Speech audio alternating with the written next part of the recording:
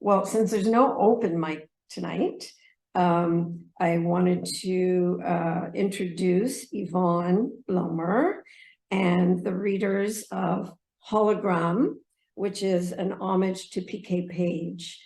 Yvonne. Oh, I was going to read you.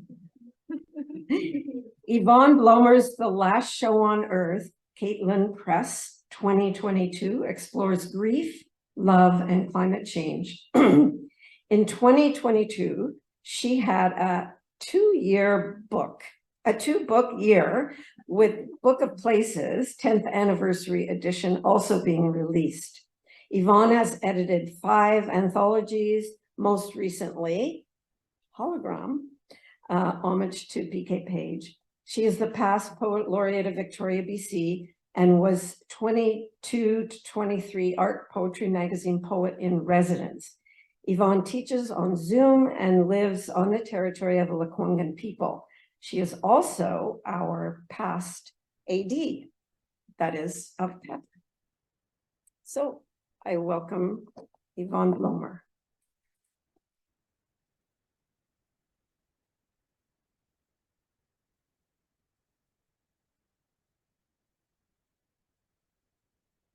Thank you so much, Nancy. Can everyone hear me okay? Oh, I have a pen so I can edit as I go up here. So it's very delightful to be here. We had an afternoon reading today at New Horizons, and even though I know the poems quite well, having lived with them for several years, it was just a delight to hear people read their poems and really touched me. So we're going to have that delight with a slight variation in readers here tonight. Thank you so much to Planet Earth Poetry, to Nancy and Zoe and Kieran for hosting us here this evening and for hosting poetry events every single Friday. Thank you. I am several ADs ago, and it's nice to know that PEP continues to thrive and survive. Thank you to its wonderful humans at the helm. I'm going to say a few things about Hologram. I am only a co-editor, so the other editor is DC Reid, who's sitting right here.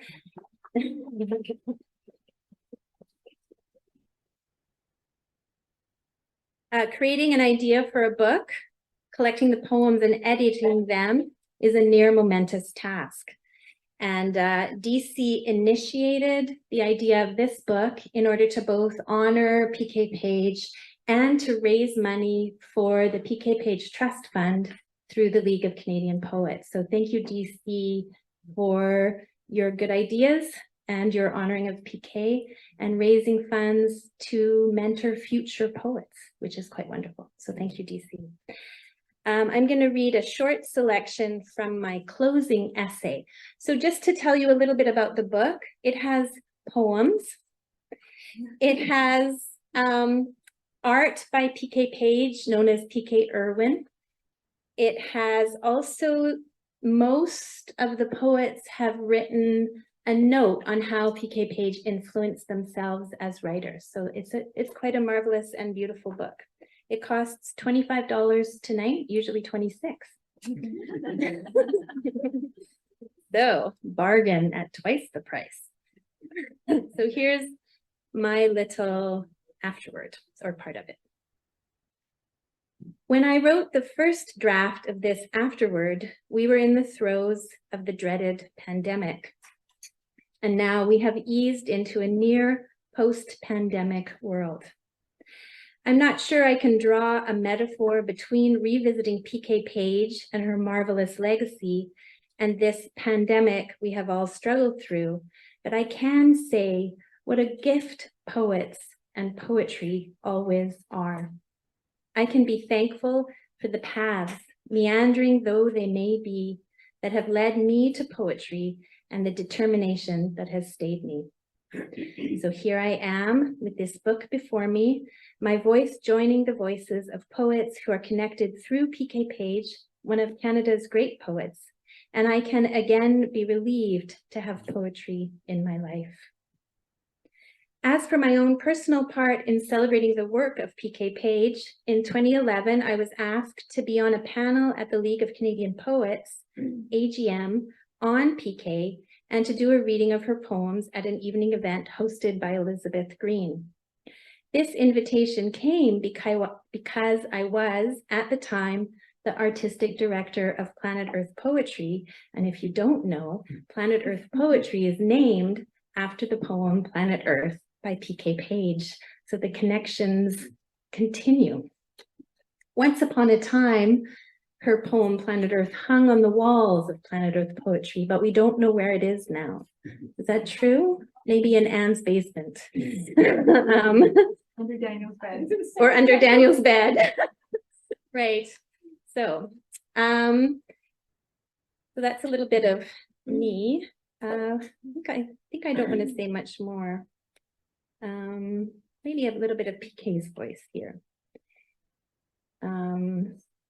PK was and remains one of Canada's great poets, outspoken and eloquent. For the PK Page tribute held in Victoria in 2016, the Malahat Review writes, "Immortality is not easy to come by, but if anyone has attained it, it would be Victoria poet PK Page. Immortality comes with readers and with writers who continue to turn to her poems for inspiration and for understanding." In 1999, at the age of 83, PK Page gave a talk to the Canadian Writers Union in Halifax at 83. It's cool. The talk is titled A Writer's Life and appears in the Filled Pen Selected Nonfiction. And I'll read a little segment of that to you. So this is PK Page. "Although I have been writing since I was a child, it is only within the last year or so that I have owned to the title of writer. It was the day the surveyor for the city directory came to the door. To her inquiry as to my profession, I said, 'Housewife?' 'Why didn't you say you were a writer?' my husband asked. 'Well, you know how doubtful I feel about my own work. It makes me uneasy claiming to be a writer.' He gave me a sharp look and said, 'She didn't ask you to say you were a good writer.' At that moment, I realized that good or bad, I was in fact a writer, and that I had been for perhaps 65 years. Okay, so now I'm taking the job of hosting the evening, which is very exciting. And I'm going to introduce our first presenter other than me, which is DC Reid. DC Reid writes in a multitude of genres, including poetry, nonfiction, and as a fisherman, he writes a lot of guides for fishing, which is quite amazing. His most recent book is his Selected and New Poems, published by Ecstasis Editions this year. He has won numerous awards in poetry and nonfiction, and is a significant support of Canadian poetry in Canada. Please welcome DC Reid.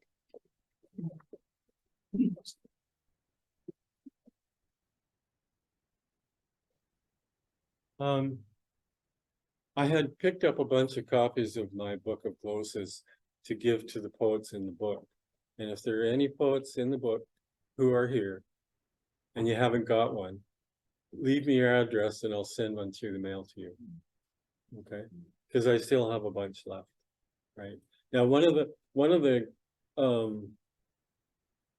glosses in that book. Oh, I should say the first gloss I wrote it upside down. So the first line was the quoted line, and I showed it to PK, and I'm going, "Oh, she's gonna kill me." And she looked at it and she said, "You invented a new form. Oh, this is fabulous," right? Kind of thing. I went, "Okay, fine, sure, whatever. I'll go along with that." And then I'll tell you one thing that didn't get in here is I spend a lot of time out in the wilderness, and I have other books in those areas. And one day I was walking down a very old road, and I noticed there was this little stub of an alder tree, which would have been 15 feet tall, but it was whacked all the way back down to here. So And- the people Oh, online can hear okay. you too. All right, well, let me get the mic down there.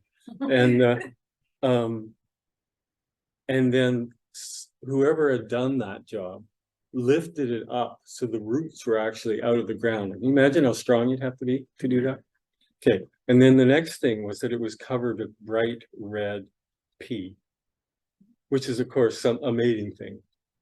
And as I walked along, I'm going, holy smokes, I got up to 25 and I just couldn't believe it. Never ever seen such a thing, never seen any such thing again. But I got into an old channel of the river and I was wandering down it, and at the far end of the channel of this dead stream was the cougar. And I went, and it looked at me and it took off absolutely at full speed toward me. And I went, holy shit.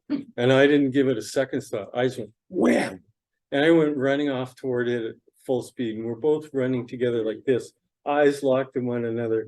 And as it gets almost to me, it slides off into the trees right beside me. And the last line of the glossa that I wrote was, touch me, I'm so beautiful. Because it's about the sensuality and danger of cougars. And it was just out of the blue, totally out of the blue. Didn't make it in here though. What I'm going to read you tonight, I'll read one of the very few ones that I have written that is a double glossa, as in there's two quotes. One starts in the first line, the other one does this thing on the 11th line. So it's Rilke and PK, and the quotes that I've got for them are from Rilke, it's, whoever has no house now will never have one. Whoever is alone will stay alone, will sit, read, write long letters through the evening, and wander on the boulevards up and down. Am I too loud or not loud enough? Just not close enough to the mic. It's a little closer. There you go. Okay, and PK's quote is, whichever side it is on, a black thing with its implacable face. To avoid it, you will tell yourself you are something. So here's the double-ended one. Whoever has no house now will never have one. Nothing better than blinding the beautiful one. Aljag Persinger's spot, right hemisphere, just there. An electric finger makes you come until you know him, makes you rapture some languages you cannot speak, yet you speak them. The vision of dreams when you know the cinemascope of your skull is a leafing jungle or a curtain, or a hanging cloth made to define the staging, whichever side it is on, a black thing. Whoever is alone will stay alone. Your generic face rises like a moon, or sleeping drone real as any dream or thought not entered. Say a moan so golden you're mistaken for her brother. Forget the sun that is a sharpness in your eyes, and that crack where the light shines in makes a waterfall of blood. Trace the sludge of blood and broken platelets, a little cannon will blast it off, and grace, with its implacable face, will sit, read, write long letters through the evening, an equation of loneliness or longing, which is the wrong place to start for happiness, say of a white flying thing. You see uncynically lands in the camellia with its pink wax flowers it sheds almost as they breathe in early spring. And grasses stubble on a face, a brief and surly face, but just a face without a thought or image to conceive. To avoid it, you leave. And wander on the boulevards up and down. Close your eyes so you cannot see, frown. Close the doors so you cannot escape you down the pages of books in dander piles in brown rooms of veiny light strained through leaves of stereoscopic green. Try the nitrogen of your company, the hydrogen of your bathing, and a mirror, a pot top, a silver fingernail, and a ring will tell you you are something, right? And that's it. What was I going to say? Oh, and I found out in this one in particular, and I tried to not emphasize them. Rhymes are very easy to write, right? You could write them almost 2 or 3 a line if you started doing it. And that's it for me tonight.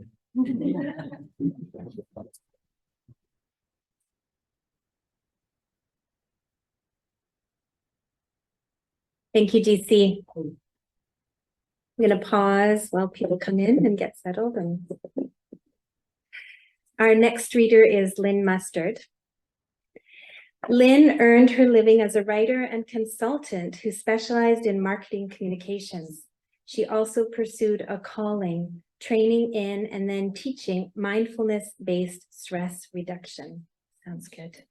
Now retired, she's turned to writing poetry, which is also mindfulness-based stress reduction, I'm sure. She has been published in 2 anthologies, several issues of Island Writer magazine, and she won the Cedric Literary Award. Please welcome Lynne Mustard.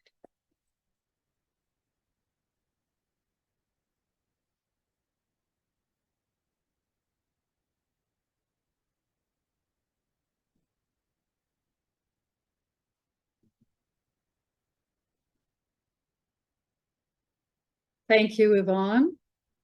And thanks to Russell Books and our organizers for hosting this gathering. As Yvonne mentioned, P.K. Page was also a gifted artist who worked under her married name P.K. Irwin. And when I flipped open one of the books about her art, this one was called The Art of P.K. Irwin, Observer, Other, Gemini, by Michelle Rockham Hall. I saw an ink drawing that immediately captured me. It looked like some alien but humorous creature.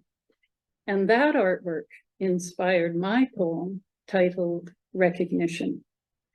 My poem is on page 126 in Hologram, and the inspiring artwork is on page 127. If you have the book, I suggest you give the creature a close look as I read. And if you don't have the book, the creature looks something like this. This is my creature inspired by PK's creature. She was inspirational in many ways. Recognition. The art of P.K. Irwin, Observer, Other, Gemini, falls open to page 8. And there I am on the vellum in a somewhat sympathetic piece.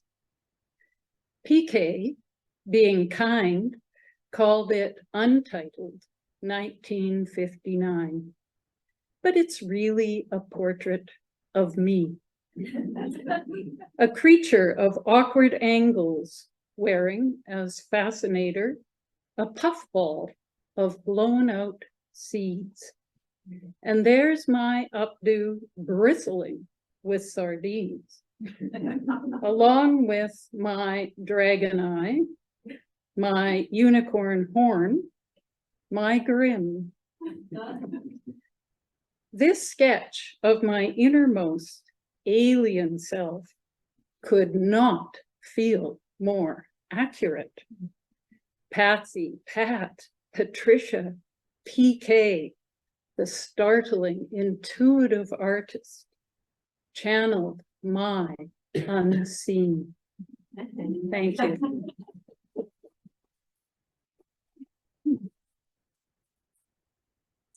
Thank you. Yvonne, do I have time to read my note? Yes, okay. In closing, I would like to acknowledge, oh, that's not what, this is the note that I wrote about PK's incredible writing prowess. I often feel that P.K. Page perfected the art and science fiction of teleportation. For example, her phrase, "the feel of walking smooth in my summer legs," instantly transports me to those long ago carefree days of being a teenager, striding around my world in my short shorts. And then they contract tenderness from each other like disease and talk as if each word had just been born a butterfly and soft from its cocoon. That sentence stops me, stills me, suspends me. Then it whisks me to that magical realm of awe and wonder which talent of all kinds can conjure.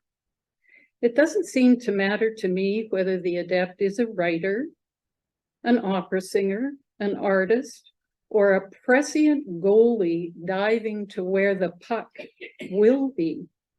I am moved by and thankful for the talent and skill on display. In closing, I'd like to acknowledge the wonderful poems by the other poets here this evening and all throughout the book, and to thank once again Yvonne and DC Reid and Caitlin Press for their excellent work in bringing this book into the world. Thank you.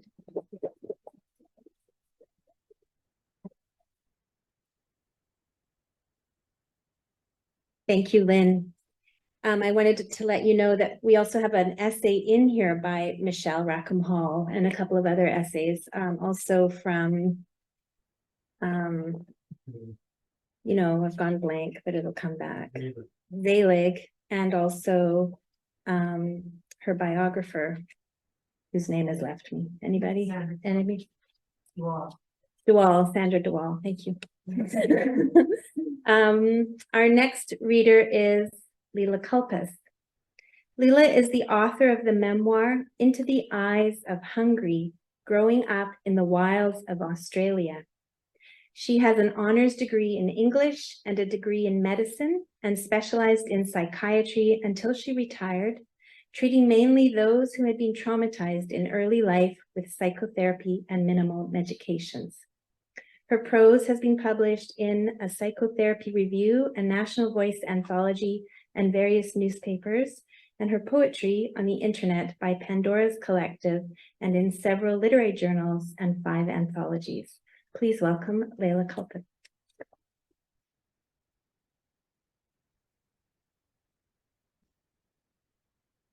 Thank you.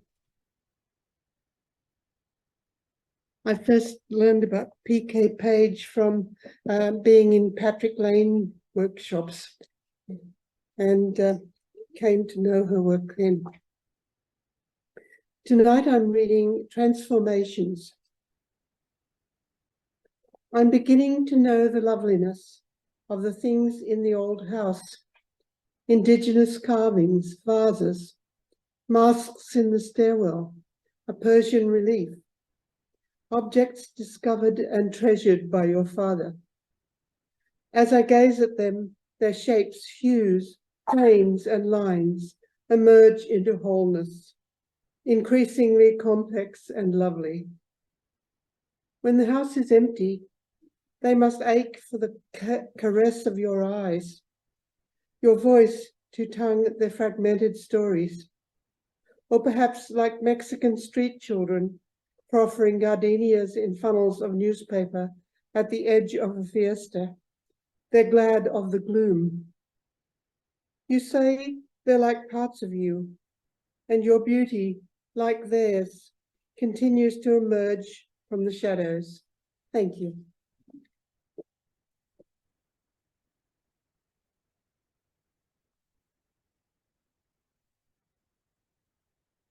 Thank you, Leila. Our next reader is Barbara Pelman. Barbara is a retired high school English teacher. She conducts poetry workshops and is an assistant at Planet Earth Poetry. She has 4 published books, 4 published books of poetry, One Stone, Borrowed Rooms, Narrow Bridge, and just recently, A Brief and Endless Sea. I think that's all I want to say. No, in 2018, her glossa, Nevertheless, won the Malahat Review's Open Season Poetry Contest, and Barbara is a big fan of the glossa. Please welcome Barbara Pelman.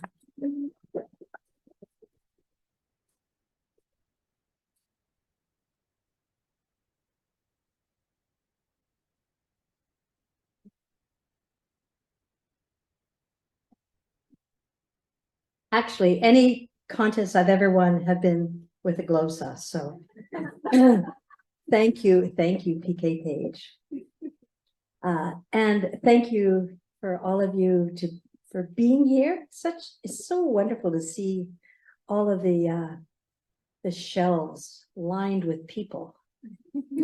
And of course, this is kind of my second home. I like to hang out at Planet Earth Poetry. This is its 28th season. 28 years of one Friday night per week. Yay. Okay, so I'm going to, I'll read you the little story about PK Page. So I think Holograms was probably the first poetry book I bought on my own. It was just this wonderful, wonderful little book. But here's my story about it. I never really met PK Page, not in person. Only her voice over a phone and a couple of letters. I had brought my students downtown to write lines of poems on the hoardings. You know, there are those billboards that cover around construction. So I had brought them down to write poems on the hoardings around one of the construction sites in Victoria.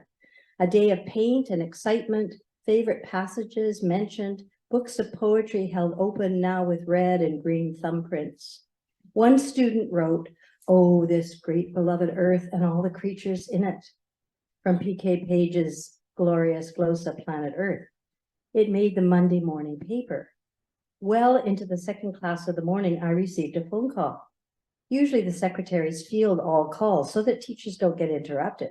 But one wise secretary, upon hearing it was PK Page, patched it through immediately. "Thank you for using my poem," she said. And we talked for a good 10 minutes while I directed my students to keep writing in their journals. "I teach glossas all the time," I said, "and you use your work, particularly that one, and Love's Pavilion. I make all my students write glossas." Then I modestly told her that I love to write glossas too. Love the paradoxical freedom you find within a framework of a form. "Send me some of your glossas," she offered, and gave me her address. "Well," I said to my students after hanging up the phone, "that was the author of the poems we had just read. Well done, Marcella." She's so great, Marcella. She was the student who chose those lines. "You see how poetry is alive," I told them, "how it connects." I did send her my poems, and she gently chastised me for not using the rhyme scheme in lines 6 and 9. She then sent me a few of the poems that were going into her new book of poems, Coals and Roses. Precious gifts, generous gifts. That was in the fall. She died in January, and I never got to meet her or beg for her autograph or share more glossas. But I told that story to all my students for the next few years that I taught at Reynolds before I retired. How a poet will reach out to you when you honor their work. How the sharing of poetry, the writing of it, the love of it, is part of the connective tissue that holds us all together. And in these days, glossas are my favorite things to write. They usually happen when I find a poem I love or some lines that reach deeply. Then I work on constructing a poem around those lines. It's fascinating and challenging to see how the borrowed words can be folded into your own as seamlessly as possible, as if you had written them yourself, and honoring. And apologies to PK, I seldom bother to rhyme it. So, and I'm still writing them. So I'm going to read you a glossa from my latest new book. Isn't it pretty?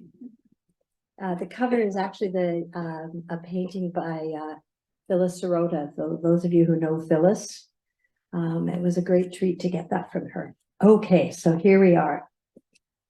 So this came in the same way. You find some poems, you fall in love with the lines, and you go, oh, I have to find a way to make those my own. And I used to tell my students that the great joy of a glossa is that you know you've got 4 killer lines. Whatever you do to the rest of it, you've got those 4 lines, and it ends. So, you know, your poem is going to end with one of those killer lines. So what could be wrong with that? This is called Blueberries, and the 4 lines are from Laura Apple's poem called Blueberries. These are her 4 lines. All right, I will say it then. I would not have fallen in love again if it had not been for the blueberries, acres of them, ripe for picking. Wouldn't you want to do something with those lines? Okay. 3 kinds of blueberries in the field: early blue and draper and blue crop. Names I slid along my tongue, tasting. The sky a cornflower blue. We gathered handfuls, stuffed our packs beyond the baskets we brought. He and I had been friends long ago, and now fingers blue from picking something else, something. All right, I will say it again. Love. I had guarded against it, filling my days instead with reading and gardens, coaxing roses to grow, planting lilac and lavender, garlic and parsley, a greening I could pick, pluck, plunder. It is safer to be alone, I told myself. Avoid the danger the heart longs for. Foolish heart. I buried it with the tulips behind the deer-proof fence.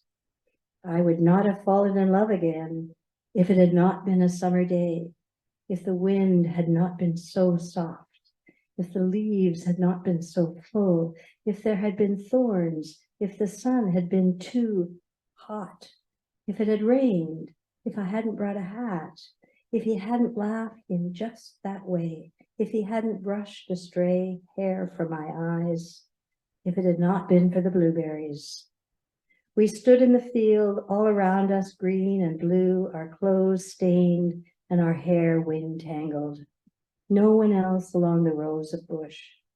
A call from a jay, the faint sound of traffic far below. We fed each other blueberries one at a time, our lips blue, our teeth blue, his fingers in my hair blue. Blue slid into our mouths. Blueberries, acres of them, ripe for picking. Thank you.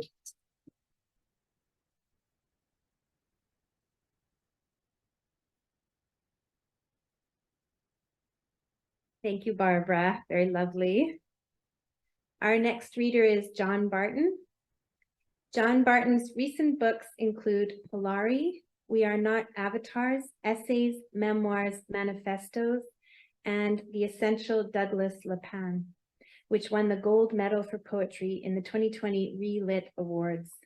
Lost Family, a memoir, sonnets, and The Essential Dirk Wynand were published respectively by Signal Editions and The Porcupine Quill in 2020. He had a 2-book year. John lives in Victoria. He was the city's 5th poet laureate and first male and first queer poet laureate. Please welcome John Barton.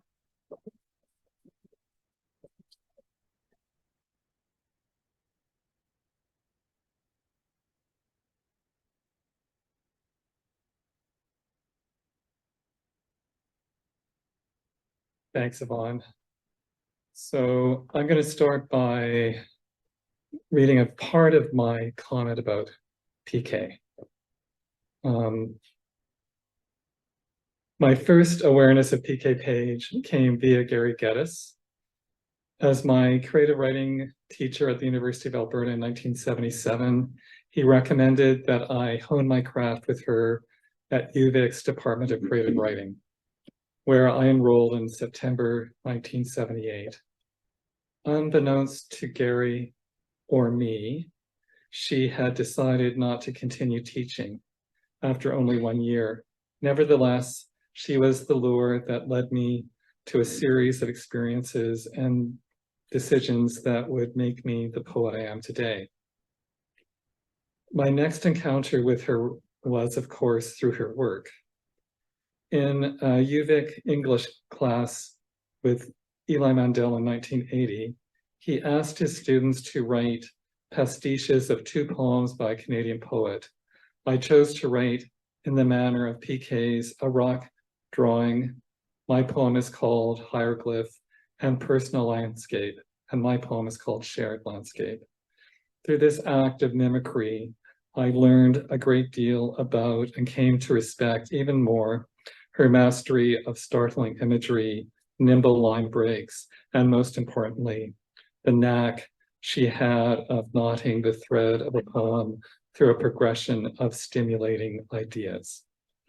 And so rather than read my poems, one of my poems from here, I'm going to read one of my pastiches. And I'm also going to read PK's poem. So you have to, as I guess this is my disclaimer, I wrote this when I was 22 years old, which is a while ago. And so I'm going to read PK's poem first, which is called Personal Landscape. And I'm not sure which original book it came from, but it's from her Selected and New Cry Ararat, which is also, of course, illustrated by one of her drawings. So this is Personal Landscape. Where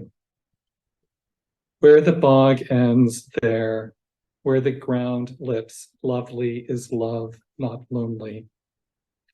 Land is love, round with it, where the hand is, wide with love, cleared scrubland, grain on a coin. Oh, the wheat field, the rock-bound rubble, the untouched lulls, as a thigh smooth the meadow. Not only the poor soil lovely, the outworn prairie, but the green upspringing, the lark land, the promontory. A lung-born land this, a breath spilling, scanned by the valvular heart's field glasses. And my poem, Shared Landscape. Here where the ocean rocks ashore, where stone and wave part, misty is mystery, not mystifying. Here the ebb and flood of distance focus, the sea's thumbs crooked no longer with qualm, shove into the estuary's relaxed glove. And oh, the fog, the lull into lucidity, coquetry's knot, the hot tide, a brow wet, the marsh. No less an ice-starved Arctic inlet, a sun-sucked wafer of snow, than the steamy mashup of sand and salt, the greenhouse bird of paradise, the surf-swamped igneous atoll. A moon-made beach, a mouth joining, retinting the third eye's harsh photograph. Thank you very much.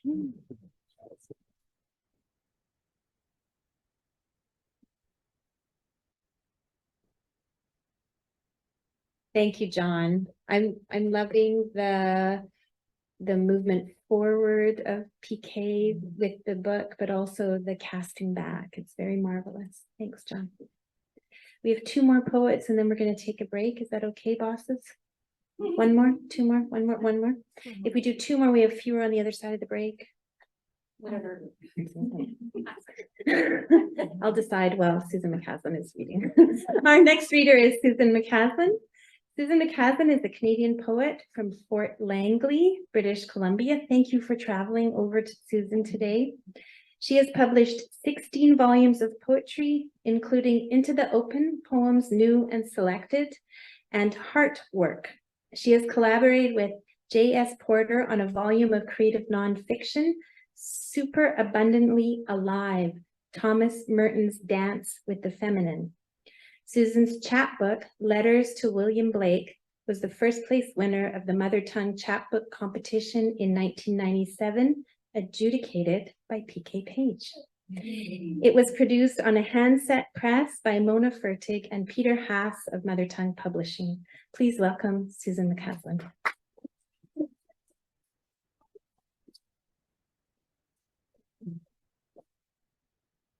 Thank you for that introduction, Yvonne, and to you, Dennis, for all the work you did on this beautiful volume. Can you hear me? Okay. So my poem is an acrostic poem, which means a response to art from the perspective of poetry. And it's based on Winged Footprint, which is on page 111 if you have the book in hand. And I'll just read the little description of it. It was done in 1977, Trent University, Peterborough, Ontario, pen and ink and color. PK's intricate hatchings and cross hatchings in Winged Footprint, a monochromatic piece, establish emotional depth and movement. The curvilinear shape and extended lines of her central footprint, moreover, contribute to the dynamism of the wing motif, a common image in her oeuvre.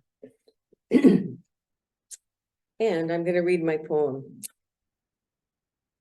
A meditation on P.K. Irwin's pen and ink drawing, Winged Footprint. The epigraph is from P.K. In all essential particulars, writing and painting are interchangeable. They are alternate roads to silence. P.K. Page from Traveler, Conjurer, Journeyman.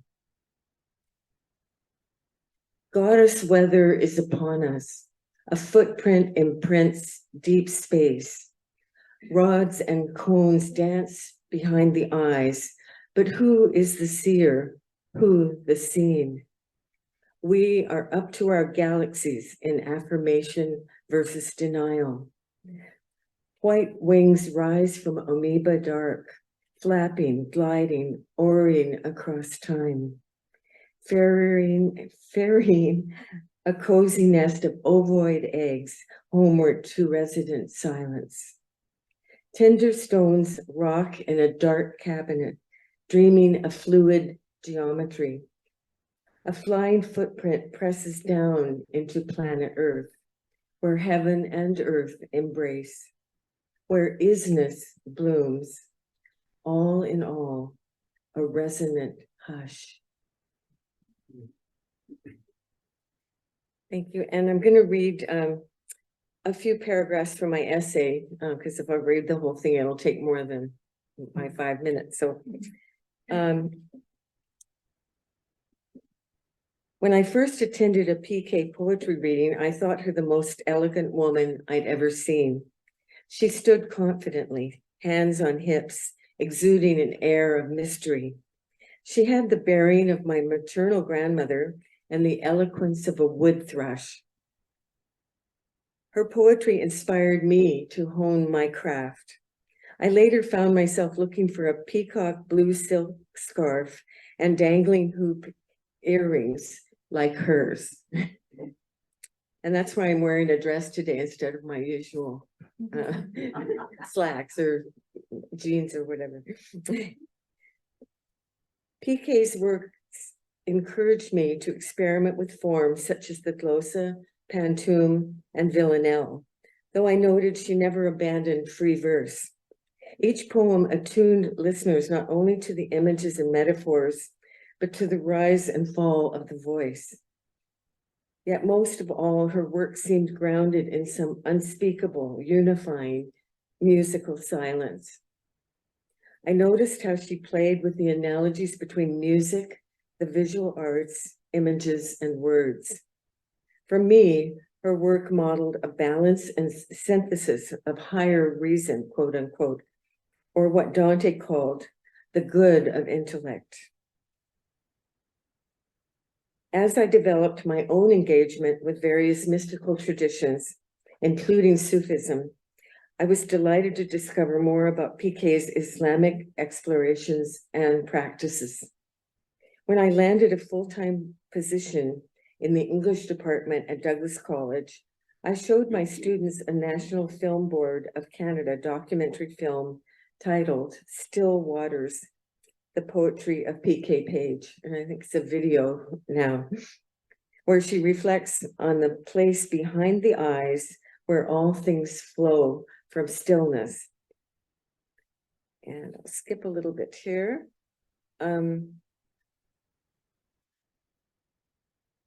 I'm going to read one paragraph I didn't read last time. Throughout the decades since those early days, I attended readings by PK when she came to Vancouver. At one of the last of these in 2004 at the Vancouver Public Library, toward the end of PK's life, I approached her after the reading to ask her to sign my book.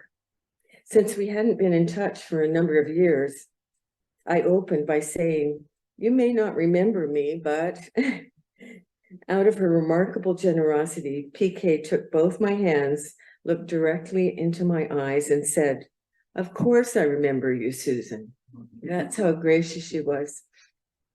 And also I included her in an anthology that I published in the late 90s called A Matter of Spirit. And I interviewed her and met at a coffee shop, and we chatted as well. And I'm going to end with the last paragraph. Viewing the film Still Waters once again, I'm struck by how PK speaks at its end about climate change and the impending doom we face due to human exploitation of planet Earth. And this was early, it was just coming into people's awareness about climate change. She ends with these prescient words. "From everything I've read, if we don't change our ways, our planet is doomed. I'm really wondering how to serve my planet at this point. And I feel all of us should be addressing this. It seems the most serious thing I've ever had to confront in my life." Thank you. Our next reader is Dan MacIsaac. Dan writes from McCaslin. His work has appeared in the Malahat Review, Event, Prism, Canadian Literature, and Pulp Literature. Brick Books published his poetry collection, Cries from the Ark, an amazing book. His work was shortlisted for the Walworth Poetry Prize. Been studying Japanese, so I can't do L's and R's anymore. The Nick Blatchford Occasional Verse Contest and the CBC Short Story Prize. Please welcome Dan MacIsaac.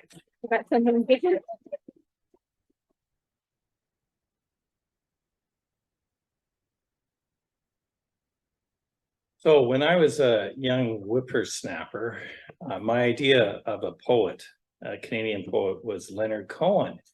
And I was in first year, so I expected all poets looked haunted, somewhat emaciated, and would have a cigarette jauntily out of the side of their mouth. And I saw this poster for a reading in Mac 144 for PK Page. And I thought, oh, PK Page, poet, I'll check this out. So I went down to Mac 144, and instead of a haunted looking poet, there was this elegantly turned out lady who looked like my mom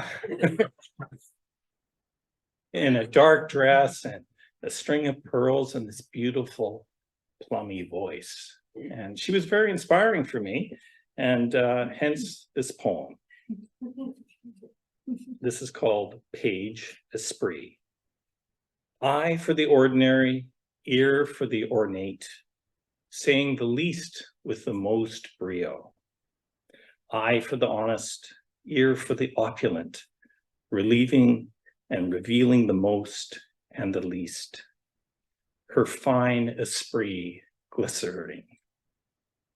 Diplomacy of verse she dabbled in, then chose resplendence. Poems of pure glass, shimmering light that turned the flower's face. Lyrics tuned to the true pitch, the timbre of stars spiraling in the grand soundbox of space. Thank you.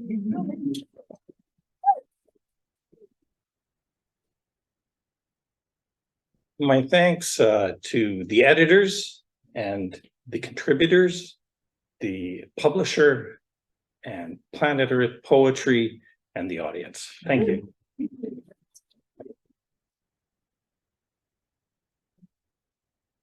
Yes, we perhaps haven't said enough about Caitlin Press and Vicki Johnston. Oh, Vicki, Caitlin, Sarah, her sidekick or her assistant. They're amazing human beings and they put together a beautiful book. So thank you, Vicki.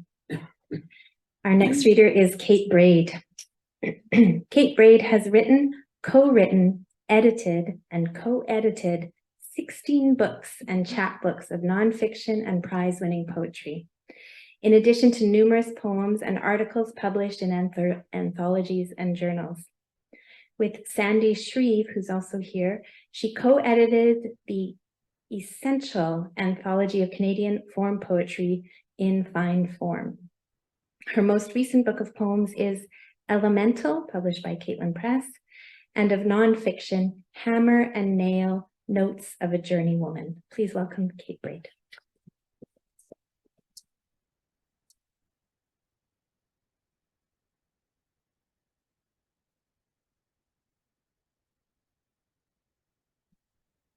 Thanks, Yvonne, and to all of you, and to DC for this beautiful book.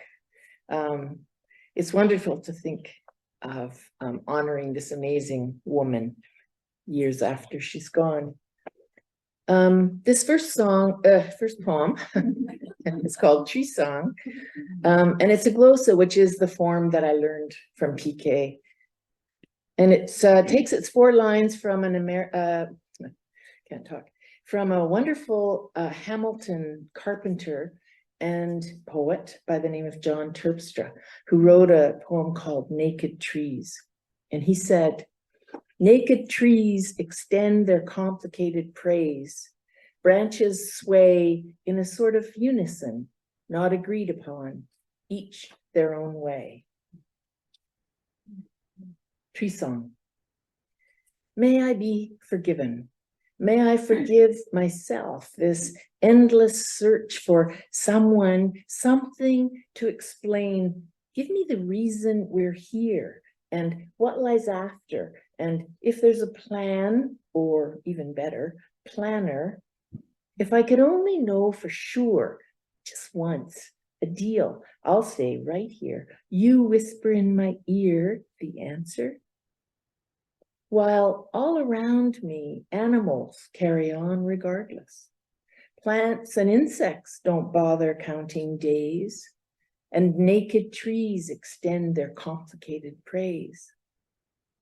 Barbara, I stuck with the rhyming. PK said to, so I did. Why them? How can they praise and not await reward? Who do they praise? What? How can they stand there splendid and not ask why, or if there is a goal, at least a prize for the very best? Do they dream of after death, or fear old age, or insects, or men with saws? Can it matter that underneath the soil they're all in touch?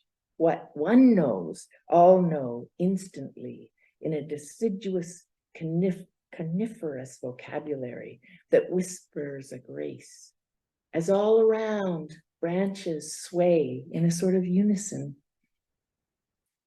Perhaps I should sit and watch, listen for a while to the shushing of trees, peace in one place, a salute to sky and no complaints unless you count the crack of the final fall.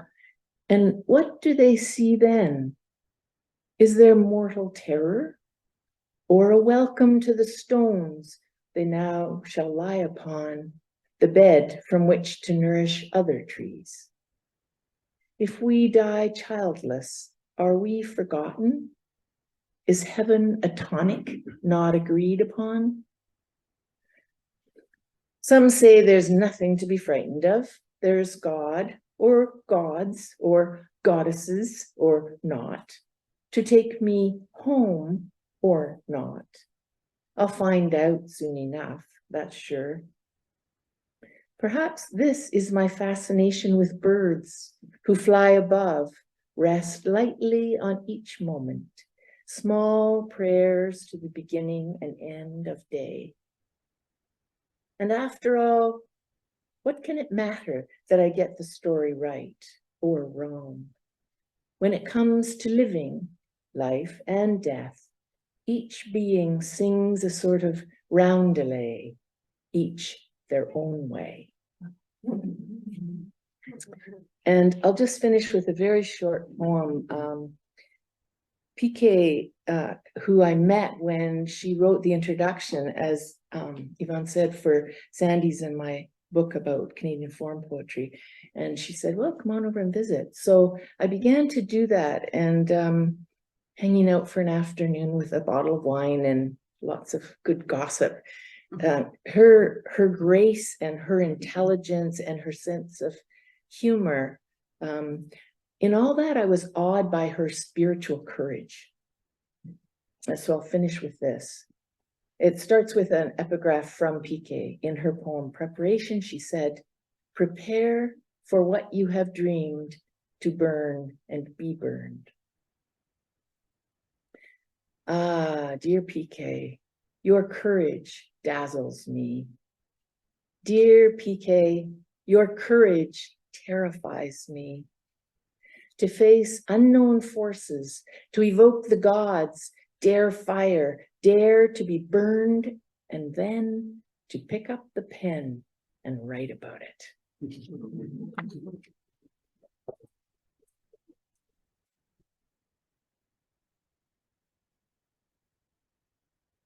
Thank you, Kate. Our next reader is Cynthia Woodman Kerkham. Cynthia Woodman Kerkham has degrees in Asian Studies and English Literature and has worked as a potter, teacher, and editor. Her poetry has been published in most of the Canadian literary journals, including Grain, the Antigonus Review, Room, CV2, and the New Quarterly. Her first collection of poetry, Good Holding Ground, came out with Palimpsest Press, and she co-edited Poems from Planet Earth with me. Please welcome Cynthia Woodman Kerkham.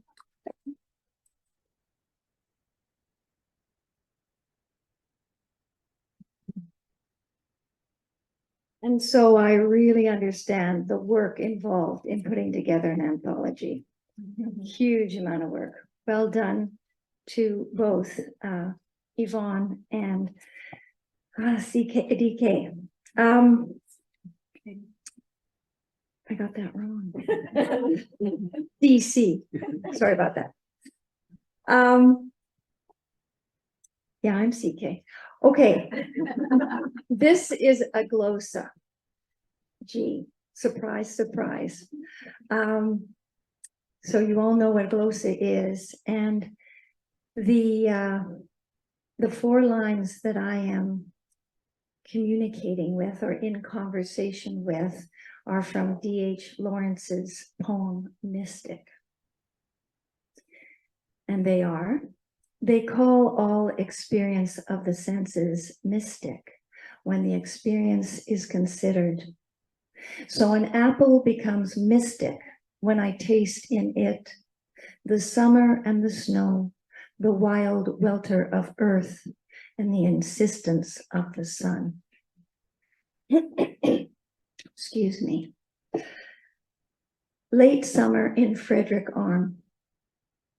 Here at the head of the crucifix, Frederick Arm flows into Nadali's channel.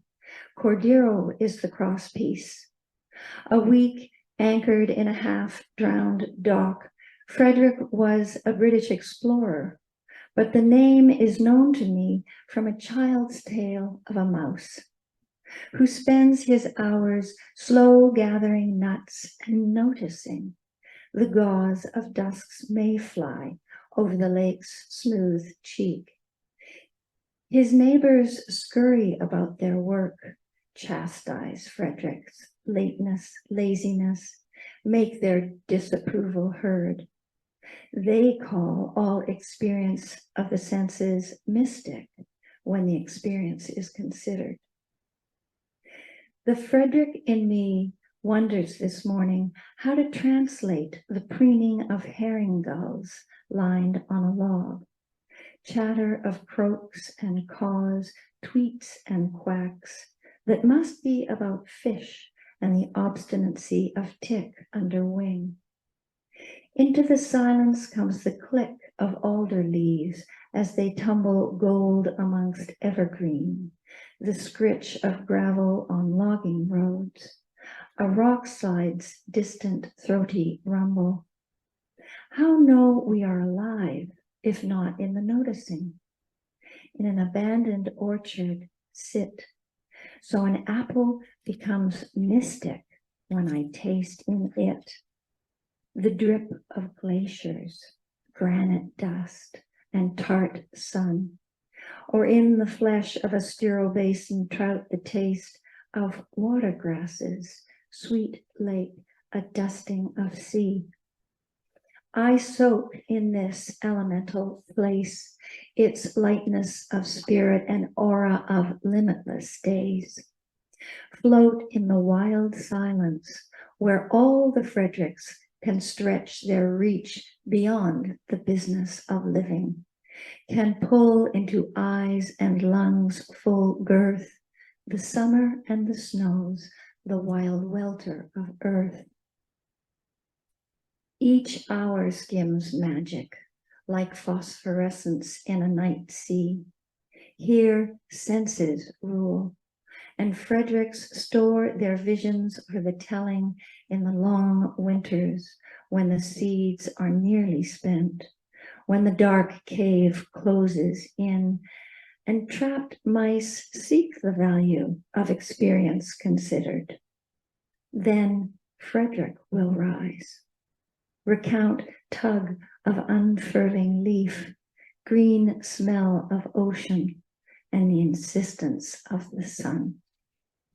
Thank you so much.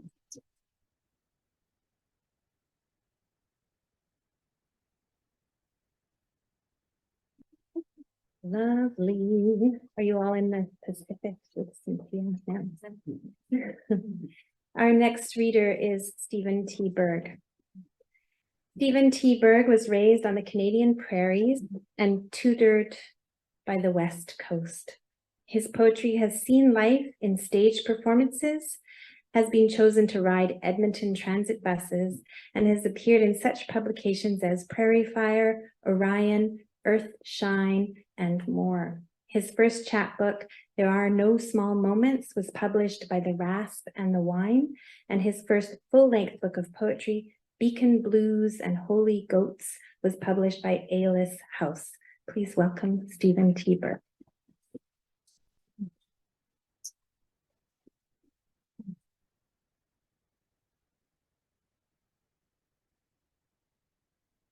Grateful to be here. Grateful to the editors. Grateful to be included in a group of wonderful poets. I will not be reading a glossa. This is from a poet who thought glossa was something you polished your car with. I was living in a cabin in northern Alberta, and I had the book of 15 Canadian poets times 2, edited by Gary Geddes, and PK Page was a visionary for me during some of those years, and so I have a special place in my heart for her. The epigraph of this poem is from her poem After Reading Albino Pheasants by Patrick Lane. And this is called A Wash of Sky After Sunset. If I were to wash everything I own in mercury, would imagination run rampant in that suddenly silver world?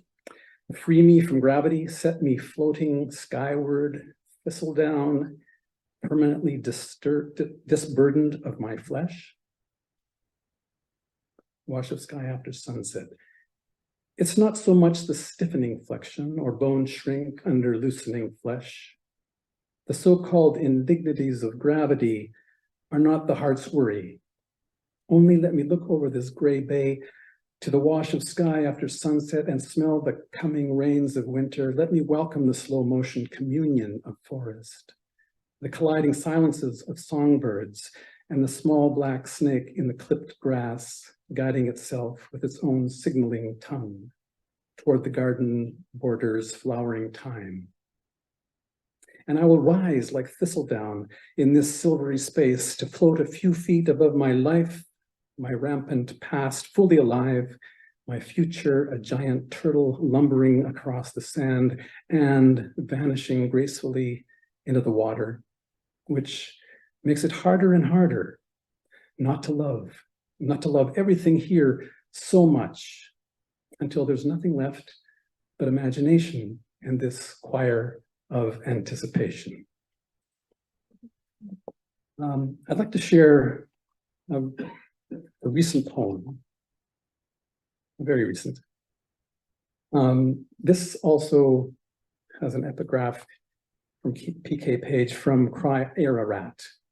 Ararat, of course, is the mountain of Noah's Ark fame, and is obviously in that poem is the central metaphor for the elusive dream of a new world, and the old world with its violence, of course, in that metaphor, having been washed away.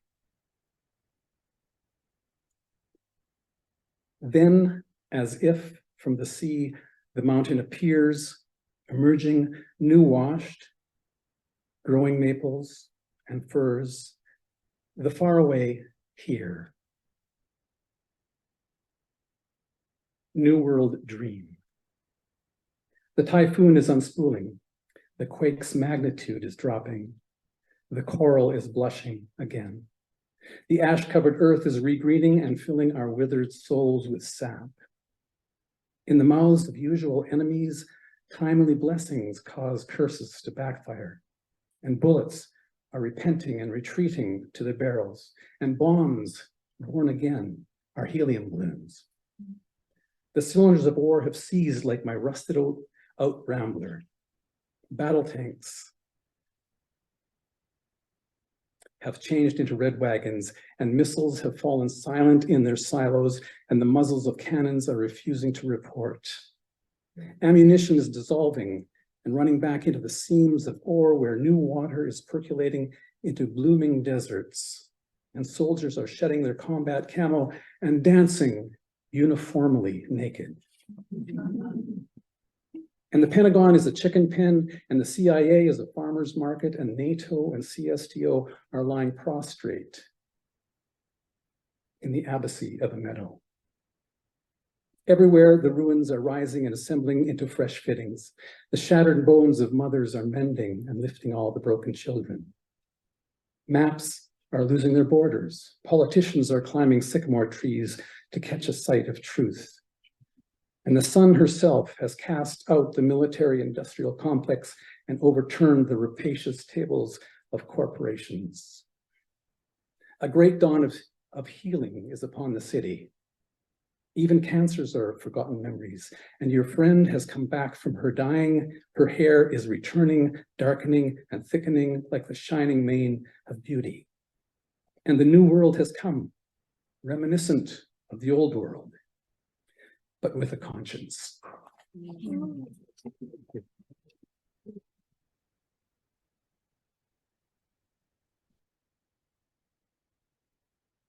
Very nice. Thank you so much, Stephen. We have two more events, or also known as readers. Just that the second of the two more is two readers, so prepare yourselves. Our next reader is Wendy Donowa. Wendy Donowa is Victoria-born and spent 3 decades in Barbados as an educator and museum curator. She now lives gratefully on the traditional unceded territory of the Esquimalt and Songhees nations. Her debut collection, Thin Air of the Knowable, was longlisted for the 2018 Raymond Sinclair Award and a finalist for the 2018 Gerald Lampert Award. Her second collection, Our Bodies Unanswered Questions, survived the pandemic. Please welcome Wendy Donowa.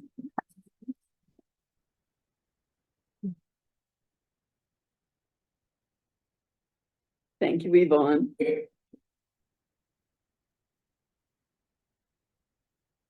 I've been entranced by the elegant sensuousness and exquisite craft of PK's poetry ever since I discovered her on my return to Canada in the late 90s.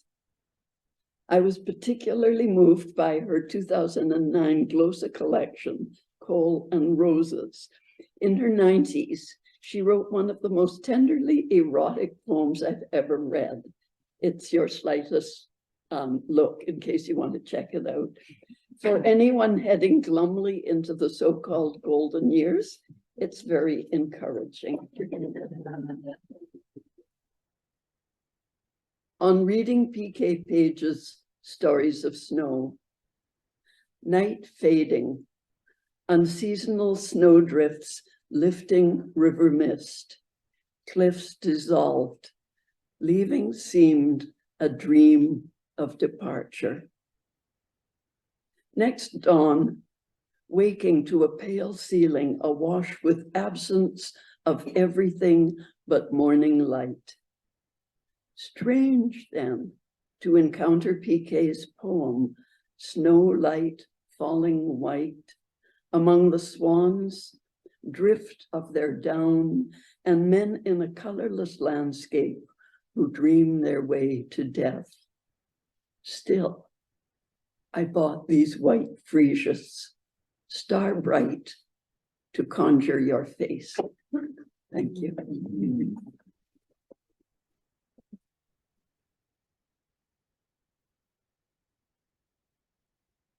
Thank you, Wendy. Our next two readers are Sandy Shreve and Heidi Greco, and they've co-written a poem. Sandy Shreve has written, edited, and/or co-edited a dozen books, 5 poetry collections, 3 anthologies, and 4 chapbooks. Her most recent books are her poetry collection, Waiting for the Albatross, and she co-edited In Fine Form, a contemporary look at Canadian form poetry with Kate Braid. Heidi Greco, a longtime resident of Surrey, BC, Heidi Greco writes in many genres: poetry, fiction, essays, and reviews. Her 2 most recent poetry collections are Practical Anxiety and Flight Paths, The Lost Journals of Amelia Earhart. Please welcome Sandy Shreve and Heidi Greco.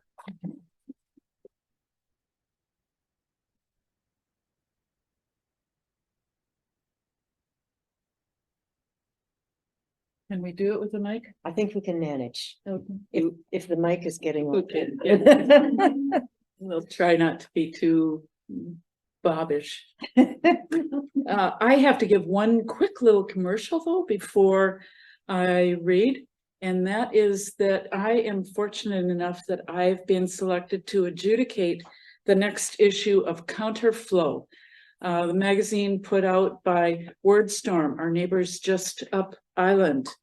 And the theme this time is Restorevolution, which can be interpreted as you wish. Go to the Wordstorm website. The deadline is not until New Year's Eve, 2023. Okay, and now to talk about Sandy and I on our poem and PK Page. A few years ago, Sandy and I were invited to an event honoring PK Page. It was a fundraiser for the PK Page Trust Fund, the mentorship fund which was mentioned earlier. To celebrate, we composed not a glossa, but a renga. Yes, we each sent lines back and forth via emails to create the piece.